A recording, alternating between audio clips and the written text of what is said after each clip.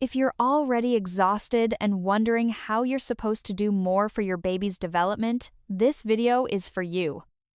These 6 one-minute habits fit into things you already do every single day. Habit 1: turn every pickup into gentle muscle building. One of the easiest ways to support your baby's physical development doesn't require extra time, special equipment, or a formal exercise session. It starts with something you already do dozens of times a day, picking your baby up. Most of us naturally slide our hands behind our baby's head and bottom and lift them straight up. There's nothing wrong with this, it's safe and works just fine. But when we do it this way, our baby is mostly passive.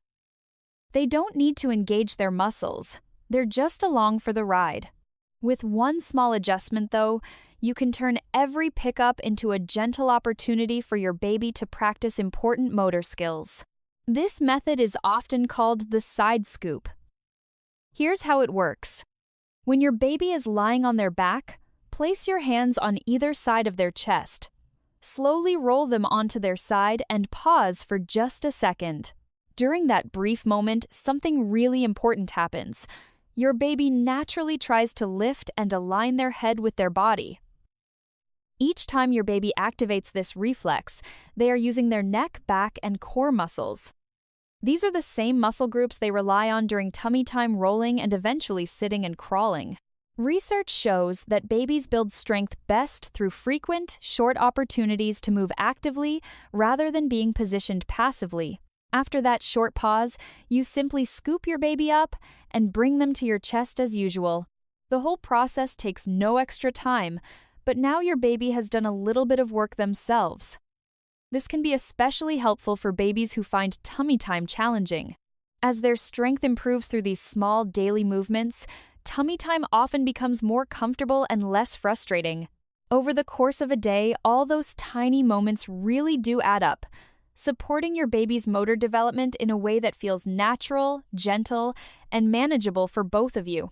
Habit 2: talk through diaper changes to support early language. If you've ever caught yourself changing a diaper in complete silence, you're not alone. Most of us are just trying to get through it as quickly as possible. But those diaper changes, yes, even the messy ones, can actually become powerful moments for supporting your baby's early language development. The habit is simple. Talk about what you're doing while you're doing it. You don't need to turn it into a performance or say anything fancy. Just describe the actions in real time. Okay, here we go. Diaper off, legs up, wipe, all clean, new diaper on. It might feel a little awkward at first, especially since your baby isn't responding with words yet. But research on early childhood development shows that babies start learning language by listening and observing long before they ever speak. They're paying attention to sounds, rhythms, and the way words match actions. When you say up as you lift their legs, or off as you remove the diaper, your baby begins to connect those words with physical experiences. Over time, these repeated pairings help build their understanding of language. This is known as receptive language, and it develops earlier than spoken language. Babies need a strong foundation of understanding before they can begin using words themselves. Diaper changes are especially effective for this because they happen so often. That repetition matters. Studies consistently show that frequent, meaningful exposure to language in everyday situations supports vocabulary growth and later communication skills more effectively than passive listening like background TV or videos. You don't need to talk nonstop or feel pressure to do it right. Even a few simple words used consistently can make a difference over time. If you're already changing diapers, and you definitely are, you already have this opportunity built into your day. Try narrating just one diaper change today and see how natural it starts to feel. And if you find tips like this helpful, take a second to like this video or follow along so you don't miss more practical research-based ideas you can use in real life with your baby. Habit 3: short, gentle, tummy time. That actually works. If your baby isn't a big fan of tummy time, you're definitely not alone. Many parents tell me the same thing. The moment their baby is placed on their tummy, the fussing starts. And honestly, that can make tummy time feel stressful for everyone involved. The good news is that tummy time doesn't have to be long to be effective. Research on infant motor development shows that babies build strength best through short, frequent opportunities to move rather than long sessions that lead to frustration. That's where the idea of micro tummy time comes in. One of the easiest moments to add this in is right after a diaper change. Your baby is already on a safe, flat surface, and you don't need to set anything extra up. Once the clean diaper is on, gently roll your baby from their back onto their tummy. Then bring yourself down to their level so you're face to face. Here's the key part. Place your hand lightly on your baby's bottom or hips. This small adjustment shifts their center of gravity downward, which reduces the amount of effort needed to lift their head and push up through their arms.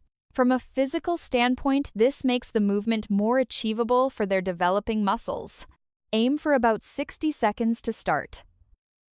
That might not sound like much, but it's enough to activate the neck, shoulder, and back muscles that babies need for future skills, like rolling, sitting, and crawling. Singing a short song or talking softly can help keep them engaged just a little longer. Because the session is brief, it often ends before frustration builds. Over time, as your baby gets stronger, these short moments add up. You may notice that they tolerate tummy time better and start lifting their head with more control. This approach is supported by developmental research that emphasizes consistency over duration. You're not forcing your baby to power through something they dislike. Instead, you're meeting them where they are and helping them build strength in a calm, supportive way, one small moment at a time. Habit 4: read every day, even if it doesn't look like reading yet. When we talk about reading to babies, many parents picture sitting down and reading an entire story from beginning to end. And if your baby won't sit still, looks away, or tries to chew on the book instead, it's easy to wonder if it's even worth it. Here's the reassuring part. At this age, reading doesn't need to look like traditional reading at all to be beneficial. Research on early childhood development consistently shows that babies who are exposed to books and spoken language early hear more words over time, and this supports vocabulary growth, faster language processing, and later learning skills. But how you read matters just as much as how often you read. With young babies, their attention span is still very short. Instead of worrying about reading every word on the page, focus on something called point and label. You open the book point to a picture and name what you see. Dog, woof woof, ball, red ball. This simple interaction helps your baby connect words directly to images, which is a key part of early language learning. Board books work especially well because they're sturdy and easy for little hands to explore. And yes, it's completely fine if your baby grabs the book, turns pages out of order, or puts it in their mouth. All of that is part of how babies learn. Even reading just one short book a day adds up. Over time, those daily moments expose your baby to thousands more words than they would otherwise hear. Studies show that this kind of early language exposure helps strengthen the brain networks involved in communication and comprehension. As your baby grows and their attention span increases, reading full stories will come more naturally. But right now, the goal isn't perfection, it's consistency and connection. So if you're already sitting on the floor with your baby, try adding a book into that moment. A few pages, a few words, and a few minutes is more than enough to support their growing brain in a meaningful, research-backed way. Habit 5. The simple back and forth that builds communicate. One of the most powerful things you can do for your baby's social and language development looks almost too simple to matter. There are no toys, no flashcards, and no special setup involved. It's just a back-and-forth interaction between you and your baby. Something researchers often call serve and return. Here's how it works. Your baby starts the interaction by doing something to get your attention. Maybe they make a sound, smile, wave their arms, or wiggle their body. That's the serve. Your role is to notice it and respond. You might smile back, copy their sound, make eye contact, or say a few words. This simple exchange is more than just a sweet moment. Research from the Harvard Center on the Developing Child shows that serve and return interactions help build the brain's communication and social circuits. Babies learn a very important lesson through these moments. When I communicate, someone responds. This becomes the foundation for conversation, relationships, and emotional connection later in life. When you respond with words, you're also supporting language development.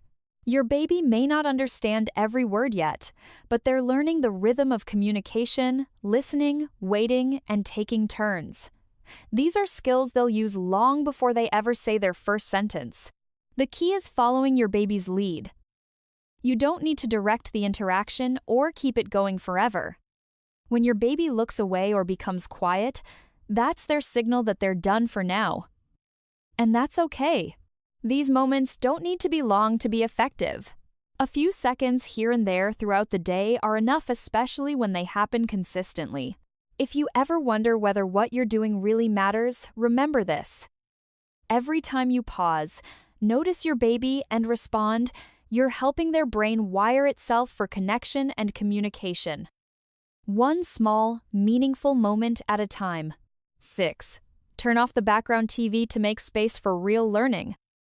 Let's talk about something many of us do without even thinking about it, leaving the TV on in the background. Sometimes it's for company. Sometimes it's just habit. And sometimes it feels like at least there are words being spoken in the house, so it must be good for our baby, right? It's an easy assumption to make, but research on early childhood development suggests something different. Studies show that babies learn language best through real back-and-forth interaction with adults, not from passive listening. When a TV is on in the background, even if no one is actively watching it, a few important things tend to happen. First, adults naturally talk less.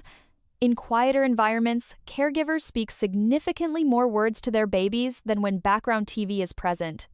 Second, it becomes harder to notice your baby's cues.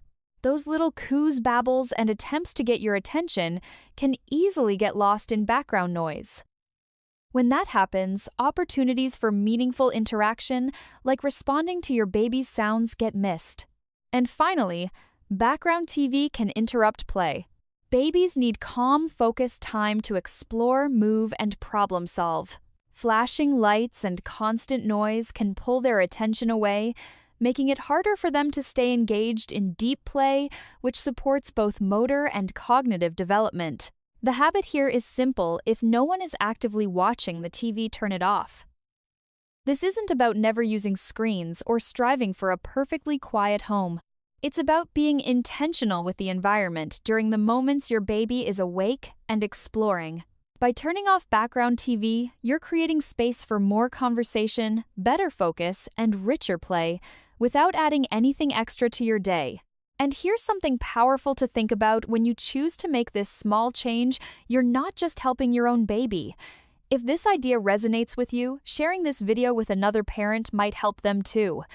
Sometimes, the most valuable support we give each other as parents is passing along simple, research-based habits that actually work in real life. Before we wrap up, I want to gently remind you of one important thing. None of these habits are about doing more or doing things perfectly. They're about noticing the moments you already have and using them in a more intentional way. If you miss a day, or if one of these ideas doesn't work for your baby right now, that's completely okay. Every child develops at their own pace, and development isn't something that happens in a straight line. These habits are simply tools you can come back to when they feel helpful, not rules you need to follow.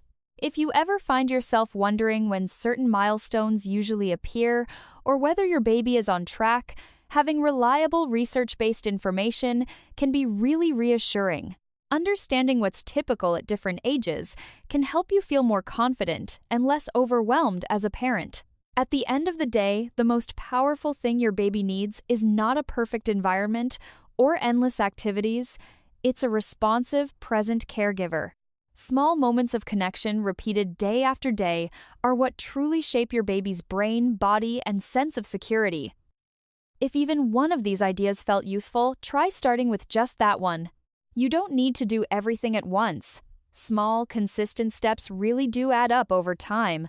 And if you know another parent who might appreciate simple, science-backed ways to support their baby, especially during those busy, exhausting early months, consider sharing this with them.